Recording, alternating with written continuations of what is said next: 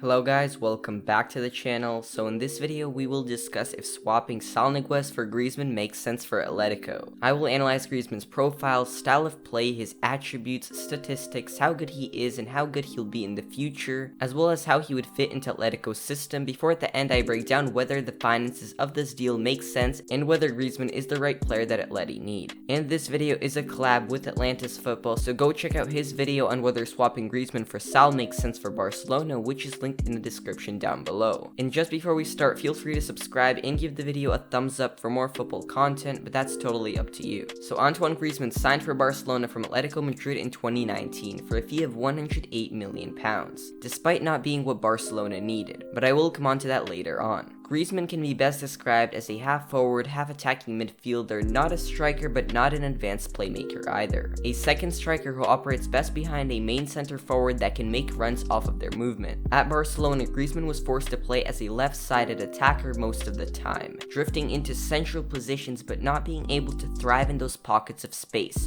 where he is so good. In the box, he is excellent at picking the right movement, whether that is holding his position for a cutback and a quick finish, or making a run into the space between the keeper and center backs for a tap-in. However, despite being on superstar wages, and I mean huge wages, Griezmann is not producing superstar output in my opinion. He only scored 12 non-penalty goals last season, overperforming his NPXG by 1.06 goals, but still not hitting the levels of 2014, 15, and 16, when Griezmann was putting in 20-goal seasons. His XA is only 0.23 per 90 as well, still good but not elite, as seen as Alaba and Dembele recorded a higher XA rate. Griezmann still has an elite ability in certain situations, but is not elite consistently. And it's not just to do with his position switch at Barca, as even at Atletico in his last season he scored 12 not-penalty goals as well. So as Atletico aren't getting an elite forward, I don't think he can be valued at more than £50 million.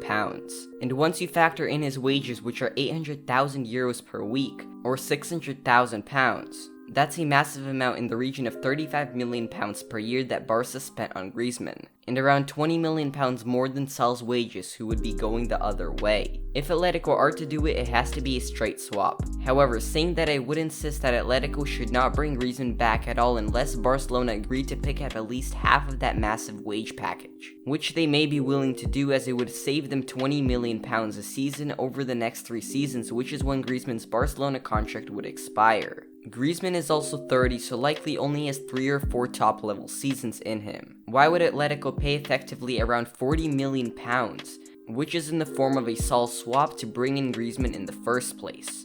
I don't think Atletico even need him, as Joao Felix is exactly that sort of player in the Atletico system, and I would say that if given a full season starting more than 30 league games in the best position, Felix would be a better player than Griezmann, which is why I don't think Atleti should do this, neither from a financial or playing perspective. And that'll be it for today's video. Feel free to subscribe for more football content. Let me know your thoughts in the comments down below on the potential Griezmann-Saul swap deal, and does it make sense for Atleti, and I'll see you in the next one.